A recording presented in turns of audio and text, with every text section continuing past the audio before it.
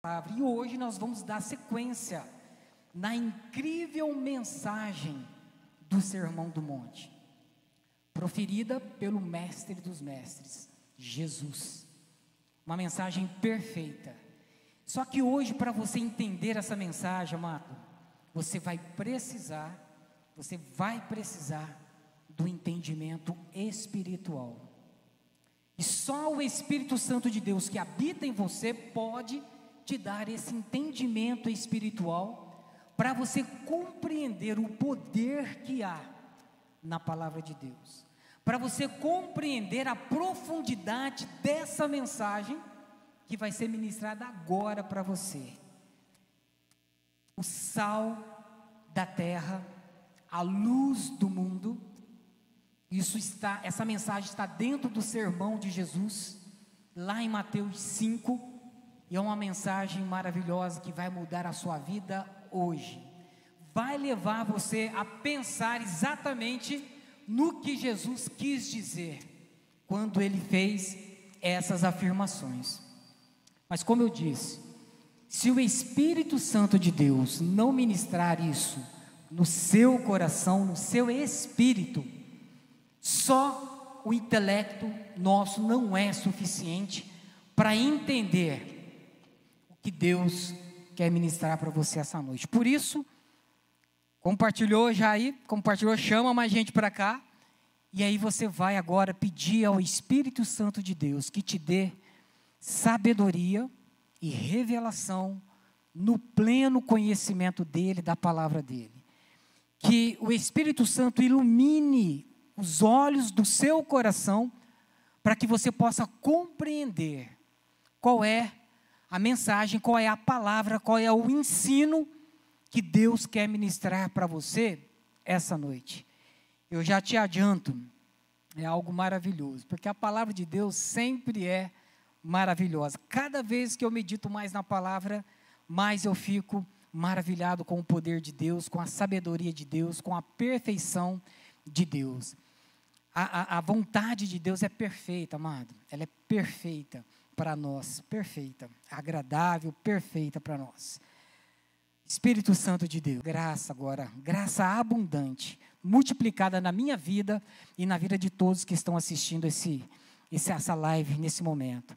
Que todos tenham, Pai, que tenham o entendimento perfeito da Tua palavra, porque são esses que o Senhor escolheu para estar ouvindo essa palavra nesse momento, no nome de Jesus. Mateus 5, capítulo 5, versículo 13, diz o seguinte: vós sois o sal da terra. Quem disse isso? Jesus. Para quem ele disse isso? Para os seus discípulos. E depois dele falar sobre as bem-aventuranças, dizendo que o verdadeiro discípulo dele vai manifestar aquelas bem-aventuranças, ou seja, ser pobre de espírito, misericordioso, pacífico, ter fome e sede de justiça, ser manso, todas aquelas bem-aventuranças. O verdadeiro discípulo de Jesus manifesta aquilo, naturalmente, não tem nenhuma dificuldade, porque aquilo é, na verdade, uma qualidade do verdadeiro discípulo. E você já ouviu essa ministração. E Jesus dando sequência, depois dele falar que o verdadeiro cristão manifesta as bem-aventuranças, todas aquelas bem-aventuranças, 8, 9 bem-aventuranças, ele prossegue dizendo o seguinte: por causa disso, se você manifesta essas bem-aventuranças, ele faz aqui uma afirmação: você é sal da terra. Quando ele fala vós sois, significa somente vocês, exclusivamente vocês e mais ninguém é sal da terra. Ele coloca aqui uma comparação com sal, e ele não explica o que é sal, porque os ouvintes, que eram os discípulos, sabiam exatamente o que era sal. Ele disse: vocês, os meus discípulos, vocês são sal da terra. O sal, na verdade, ele tem duas grandes características, além de outras, mas ele tem duas características principais. O primeiro, a primeira característica, o sal, ele dá sabor, ele dá gosto, ele tempera. O sal, ele é diferente do meio onde ele é colocado. O poder do sal está exatamente na diferença que ele tem. E eu tive uma experiência que foi o seguinte: há muitos anos atrás, eu era líder dos jovens numa igreja no Rio de Janeiro. E uma vez por mês a gente reunia todos os jovens da igreja, das igrejas da cidade, lá. Cada vez numa igreja. E uma vez foi lá na minha igreja, eu era o líder dos jovens, e logicamente reunião de jovem, aquele monte, vários jovens, eu fui preparar um lanche para eles, e peguei a minha equipe, a gente foi lá para a cozinha, e eu fui fazer um suco de caju. E eu coloquei um tambor, uma panela muito grande, muita água, muita gente. E a gente tinha comprado aquele suco maguari, eu despejei lá, misturei com água e falei: gente, pega ali o sal. Aí eu falei: não, pega o sal, pega o açúcar, que o açúcar é refinado, nós temos que colocar bastante, porque é refinado demora para dar sabor, o açúcar. E eu coloquei metade do saco lá e fui misturando. Quando eu fui experimentar, eu vi que era sal. Eu confundi o sal, com o açúcar refinado. Na hora da pressa, coloquei. E agora? Eu falei: e agora? Não tinha como comprar outro. Já era tarde da noite, não tinha como comprar. Eu falei: vamos resolver isso aqui rapidamente. Vamos colocar agora açúcar. Pega açúcar cristal. Porque o açúcar cristal, ele é mais forte, ele vai tirar o gosto do sal. Amados, eu coloquei açúcar, mas pus açúcar, experimentava e nada. No final foi assim mesmo. Como era jovem, eu falei, avisei: gente, teve aqui um probleminha, mas ficou legal. Ficou terrível. Porque um pouquinho de sal, ainda que eu colocasse um monte de açúcar, deu para sentir a presença do sal ali, não tinha como tirar. Sabe por quê? O sal, ele não se mistura. Ele não pega o sabor do alimento onde ele é colocado. Ele dá o sabor, mas ele não pega o sabor. Ele vai ser sentido lá. Se você colocou, você vai sentir o sal. Você vai sentir o sal se ele tiver, porque ele vai dar sabor, vai temperar. E se ele faltar, você também vai sentir. Não sei se você consegue comer arroz sem sal, um feijão sem sal, uma salada sem sal. Então, se ele estiver presente ou não estiver, você vai sentir ou a presença ou a falta do sal. Os discípulos sabiam disso, que o sal tinha esse poder. O poder do sal está exatamente onde? Na diferença. Ele não pega o sabor, ele só dá sabor, ele tempera, mas ele não pega o sabor do alimento. E um pouquinho de sal é suficiente para dar sabor numa grande quantidade de alimento. Então Jesus falou assim para os discípulos: vocês são sal na terra. Significa, vocês dão sabor para a terra. Quando ele fala terra, logicamente é a sociedade, o meio do lugar onde você vive, todos os dias. Ele diz que eu e você somos sal no meio da sociedade, do ambiente que a gente vive. Significa que nós temos que ter o poder de fazer diferença no meio do ambiente onde nós estamos. Então, isso é o que acontece com o discípulo de Jesus. O seu poder na sociedade, no mundo, no meio que ele vive, está exatamente na diferença que existe entre nós, entre o discípulo de Jesus e o mundo. Você viu as bem-aventuranças. As bem-aventuranças vêm exatamente na contramão de tudo que o mundo prega. De tudo. Chorar pelos seus pecados, chorar pela sua condição humana, pela condição humana do mundo, ter fome, sede de justiça, até sentir dor, ser pacificador, promotor da paz, é exatamente o contrário do que o mundo prega, porque o discípulo é assim, o verdadeiro discípulo, ele é exatamente o contrário do mundo. Por isso que quando ele está no mundo, ele tem que dar sabor, ele tem que fazer diferença, ele não pode pegar o sabor do mundo, ele tem que dar o sabor, e um pouquinho é suficiente para dar sabor numa grande quantidade de pessoas. Então o cristão, ele é tão diferente dos homens, como o sal num prato difere do alimento que ele é colocado. Então Jesus quis dizer isso, que vocês, eu e você, somos diferentes, e nós temos que salgar, nós temos que dar sabor, nós temos que temperar o ambiente e as pessoas com quem nós vivemos. Você faz isso? Quando você está presente ali no meio onde você vive, no trabalho, na escola, na sua vizinhança, seja onde for, as pessoas notam a sua presença ali. E se você não está, elas notam a sua ausência. Porque um verdadeiro discípulo é exatamente isso que vai acontecer. Quando ele está ou não está, se sente a falta ou a presença dele. Uma outra característica do sal é preservar, deter a composição, agir como um antisséptico. Então, geralmente quando tem germes, especialmente na carne, né?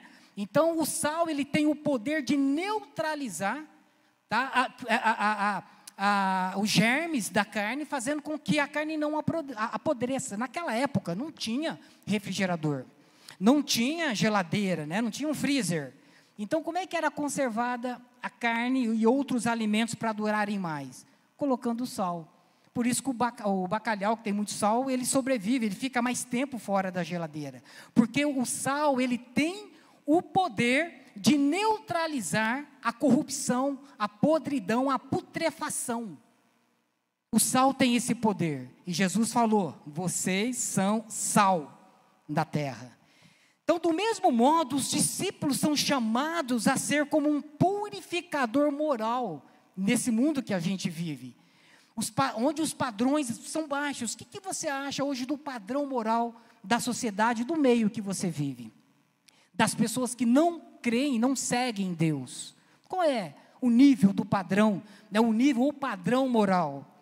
Então, o sal, ele impede a corrupção. Nós, como cristãos, no mundo, no ambiente que a gente vive, a gente impede a corrupção, o aumento da corrupção moral na sociedade. A nossa função é refrear o mal, refrear a corrupção moral.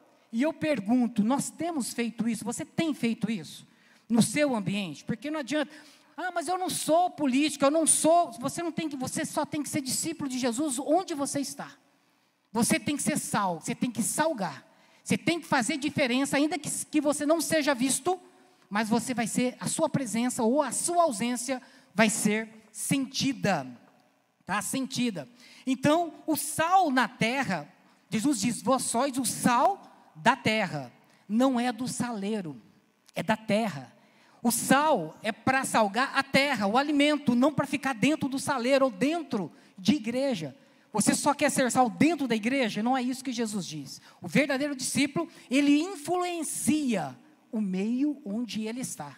Influenciar, amados, isso é ser sal, influenciar o meio onde você está. Como? Manifestando as bem-aventuranças. Todas elas, não pode faltar nenhuma. Então você tem que se preparar e começar a ler. Falar, se você é um verdadeiro discípulo, você vai manifestar as bem-aventuranças. E assim, quando você fizer, você vai ser sal no meio onde você está. Cumprindo assim o que Jesus disse. Ele fez uma afirmação. Vocês são sal da terra. Então isso significa uma influência interna. Porque às vezes o sal no meio do alimento, ele não é visto. No meio da salada, no meio do feijão, do arroz, de outros alimentos, a gente praticamente não vê o sal, mas a gente sente. A gente sabe se aquilo está com sal ou está sem sal, o alimento. Então, o sal, ele tem uma ação, uma influência interna. Ele pode não ser visto, mas é sentido. Tá? Então, a nossa presença como discípulo de Jesus, nem sempre é vista, mas é sentida. Você pode não ver o sal na comida, mas sente a sua presença ou a sua ausência. E Jesus diz, vocês são sal. Sal da terra, não é do saleiro, não é dentro da igreja, é fora. É no seu dia a dia, é no seu trabalho, é na sua vizinhança, dentro da sua casa também, você é sal, manifestando as bem-aventuranças. Mas quais são as bem-aventuranças? Leia lá no capítulo 5, a pregação de Jesus, o sermão de Jesus. Pobre de espírito é depender totalmente de Deus, ser pacificador, ser misericordioso, ter fome e sede de justiça, tá? a ser perseguido por causa da justiça, ou por causa do próprio Jesus. Então, tudo lá está lá escrito, como vive um verdadeiro cristão, um discípulo de Jesus. Um pouco, como eu falei, uma pitadinha de sal já faz muita diferença. Agora, ele continua no versículo 13 do capítulo 5 de Mateus. Jesus está dizendo o seguinte: ora, se o sal, nós cristãos, vier a ser insípido, ou seja, perdeu o sabor, como lhe restaurar o sabor? Para nada mais presta, senão para, lançado fora, ser pisado pelos homens.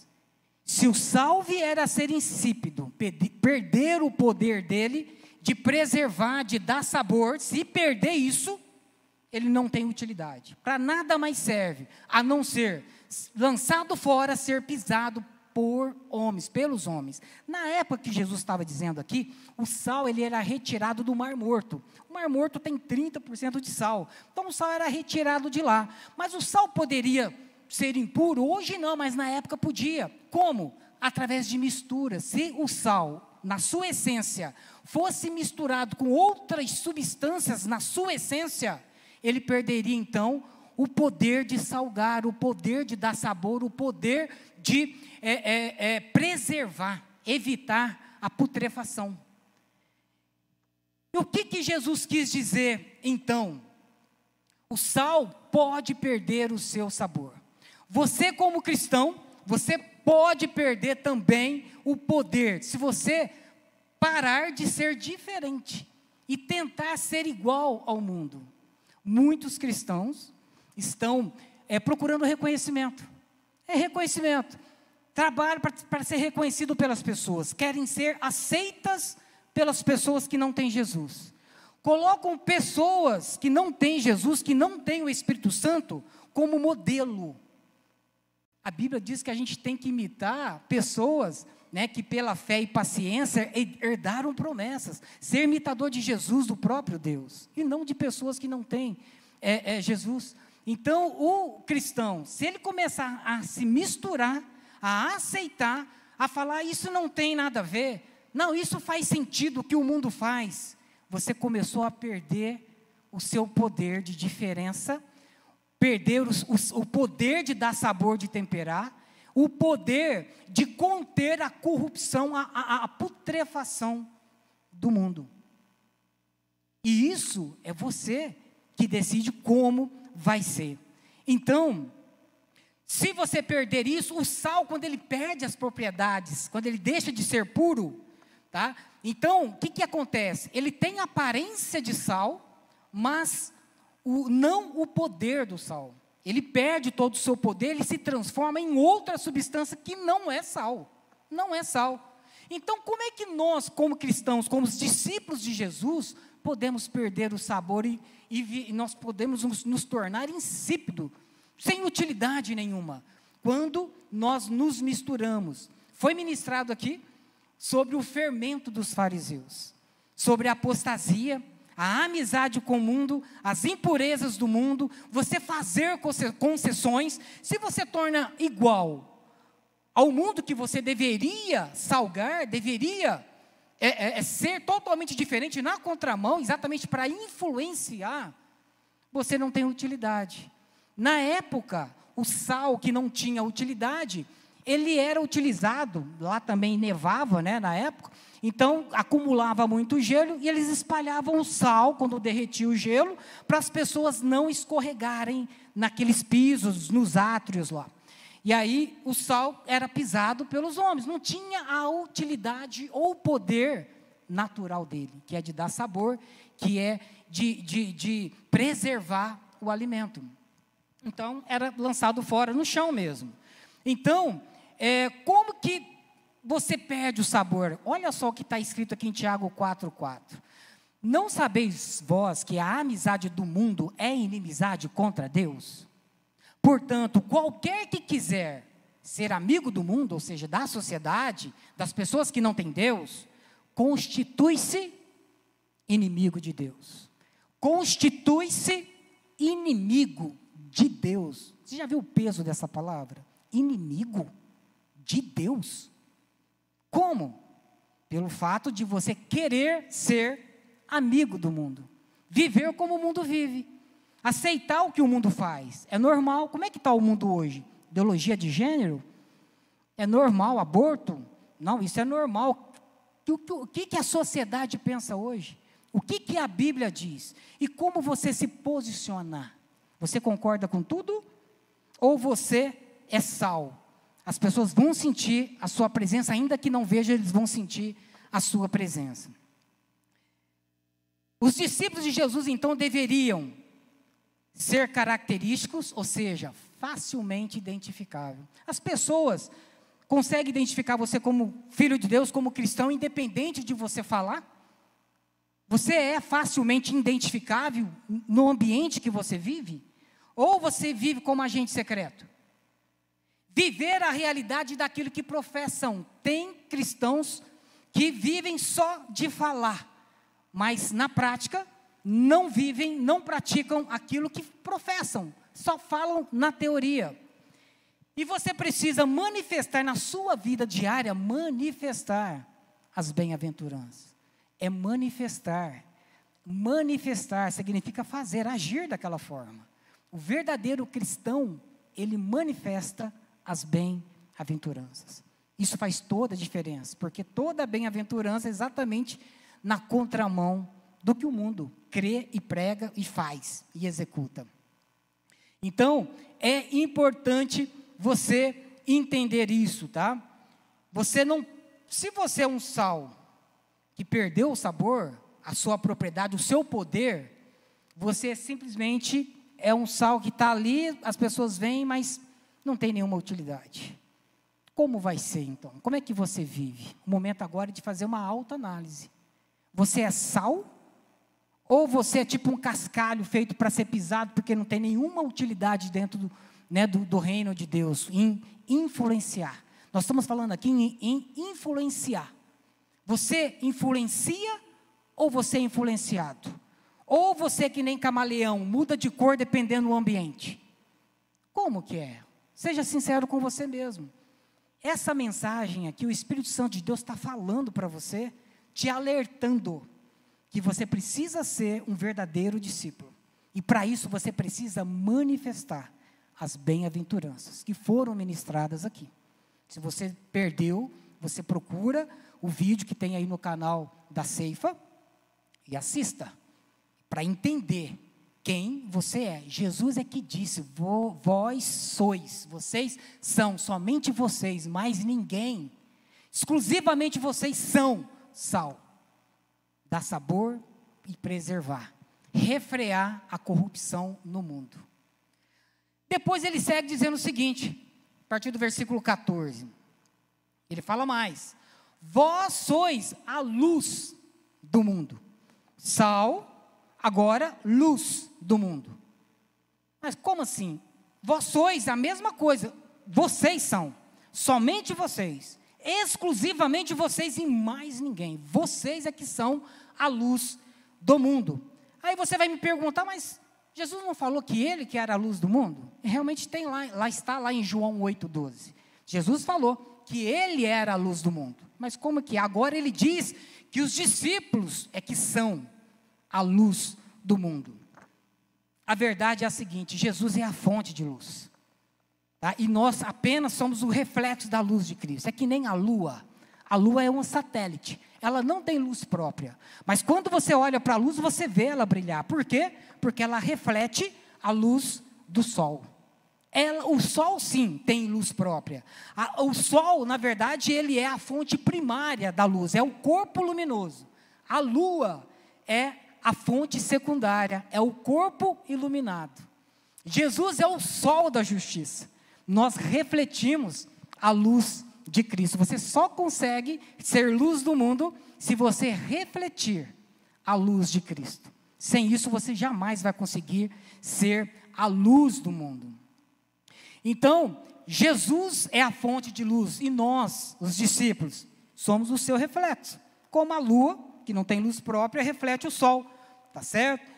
Luz, agora aqui está falando de uma influência externa. Como sal, você pode até não ser visto, mas você é sentido se você for um sal puro, não for insípido. Você é sentido, então uma influência interna. Agora Jesus fala de uma influência externa. Ele diz que nós somos luz tá? E ele diz o seguinte: não se pode esconder a cidade edificada sobre um monte, não tem como esconder. Se constrói uma cidade sobre um monte, quem está aqui embaixo vai ver, não tem como ser diferente. Nem se acende uma candeia, ou seja, uma lâmpada, uma luz, para colocá-la debaixo do alqueire. Alqueire significa um móvel. Você não pega uma luz e coloca debaixo do móvel, não é? Porque você tem que colocar num lugar que ela possa exercer influência, iluminar todos. Então, você não acende uma candeia para colocá-la debaixo do alqueire, mas no velador, e alumia a todos que se encontram na casa. Jesus estava comparando agora os discípulos com a luz, com uma luz, né? Só que é uma luz que ela tem uma posição estratégica. Agora, diferentemente do sal, que age de forma interna, agora é de forma externa, de forma que você fique numa posição estratégica para que todos possam ver a sua luz. Ver a sua luz. E ele faz a comparação: somente vocês são luz. É como uma cidade construída sobre um monte que não tem como esconder, todo mundo vai ver. Como pegar uma luz e colocar numa posição estratégica, onde? No alto, que todo mundo possa ver, para que essa luz possa brilhar, irradiar a luz para todos que estão ali ao redor, tá certo? Então, para brilhar em lugares escuros, a luz tem que estar numa posição estratégica. Se eu pegar essa luz e colocar aqui embaixo, ela não vai ter o efeito dela. Então, Jesus aqui está dizendo que você não pode se esconder. A sua luz tem que brilhar, você tem que estar numa posição estratégica para refletir a luz de Cristo. Refletir a luz de Cristo, tá? Numa posição estratégica. Alguns anos atrás, eu estava em São Paulo numa palestra, fui participar de uma palestra e me chamaram lá para o palco para falar, e tinha mais ou menos uns 700 empreendedores lá. Mais ou menos 700 empreendedores. E eu comecei a falar e veio à minha mente o seguinte: eu fui falar sobre o Walt Disney, que criou lá a Disney, porque ele diz o seguinte: eu gosto da concorrência, porque eu gosto do impossível, porque lá a concorrência é menor. Isso o Walt Disney que falou: eu gosto do impossível, porque lá a concorrência é menor. Isso veio na minha mente, eu citei isso, e falei que isso era um princípio da Bíblia, que o próprio Jesus diz: tudo é possível ao que crê.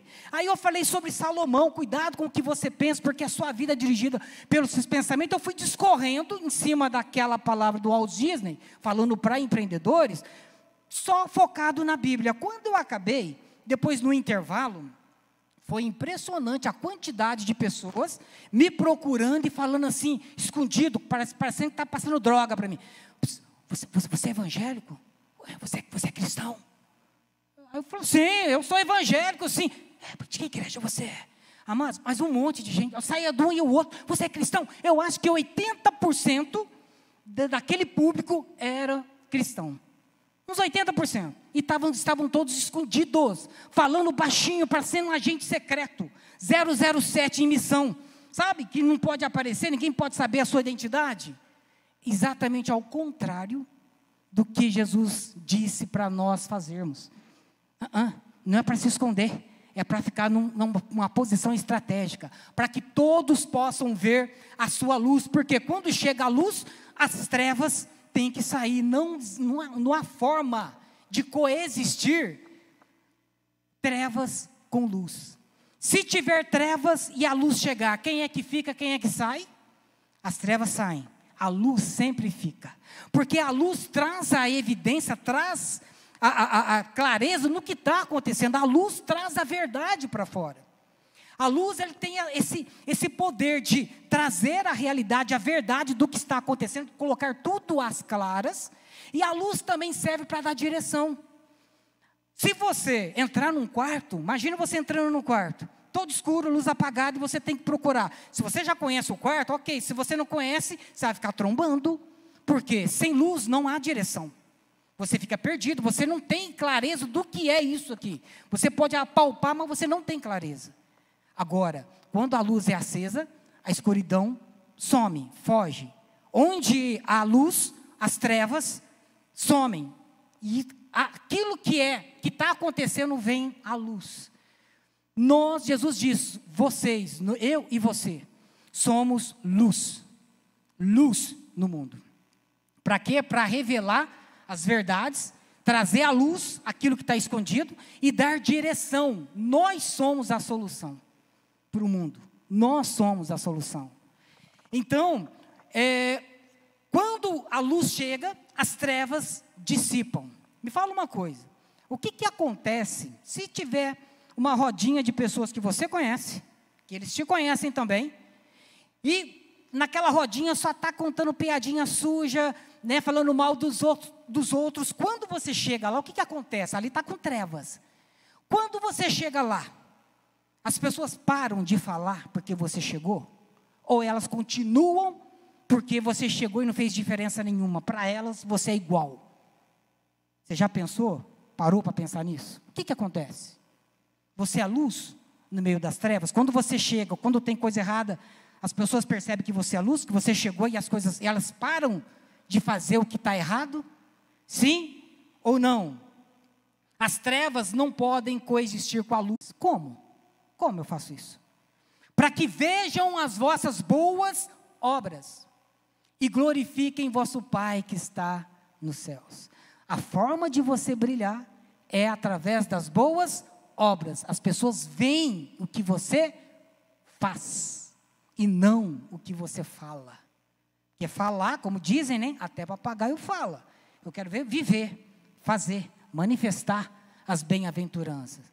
Então, aqui o propósito de Jesus é que os discípulos deveriam estar numa posição estratégica, fazendo obras, fazendo ações, atividades, que as pessoas vão olhar e vão glorificar a Deus. E a minha pergunta é, que tipo de ações são essas que você pode fazer que vai levar uma pessoa a glorificar a Deus? Eu me lembro, também lá no Rio de Janeiro, nessa mesma igreja, eu era líder do corpo diaconal, e a gente tinha um trabalho que chama Madrugada do Carinho. Uma vez por mês a gente pegava a Kombi, fazia um sopão, as mulheres faziam um sopão, e a gente, depois da meia-noite, a gente saía nas ruas, lá em Olaria, no Rio de Janeiro, procurando mendigos, pessoas na rua para levar sopa e pregar o evangelho, e dava uma palavra para elas. E as pessoas acordavam, eu falava, olha só, Jesus mandou para você que uma sopa, você quer? Aí você começava a conversar com essas pessoas, vários desses nós recuperamos, vários. E essas pessoas, quando elas recebiam aquele alimento quentinho, e elas estavam na rua, a primeira coisa que elas falavam, nossa, graças a Deus que você veio, glorificavam a Deus. E na Kombi, na porta da Kombi, tinha um adesivo, ficava a serviço do Rei Jesus, estava escrito lá, a serviço do Rei Jesus, a gente usava. E aí uma vez eu estava, né, servindo, procurando mendigo lá para dar sopa, aí veio eles começaram a acostumar, e vinham já a pessoa andando com um pratinho assim na mão, e falaram assim, onde é que está o serviço do Rei Jesus? Elas, por quê? Por causa dessas obras. Outras obras que você pode fazer que levam as pessoas a glorificarem a Jesus. Olha só, pois somos feitura de quem? Dele, de Deus, criados em Cristo Jesus para boas obras. Nós fomos criados para boas obras, as quais Deus de antemão preparou para que andássemos nela. Deus tinha um plano. Sempre teve um plano, antes da fundação do mundo. Deus nos criou, né? Ou seja, nós somos feituras de Deus, que significa obra-prima de Deus. Recriados em Cristo Jesus para boas obras. É para isso que a gente existe, amado. Para boas obras. Agora Jesus está dizendo a mesma coisa. Brilhe a vossa luz diante dos homens, para que vejam as vossas boas obras e glorifiquem a Deus que está no céu. Esse é o seu propósito de vida. Qual é o seu propósito de vida? Ser sal, influência interna, e ser luz, influência, que é a vontade de Deus. É assim que você vive. Eu estava fazendo hoje pesquisando, eu verifiquei o seguinte. Aqui Jesus está dizendo sobre influência, tá? Influenciar a sociedade. E a gente fica esperando que a igreja vá fazer isso. Não é não.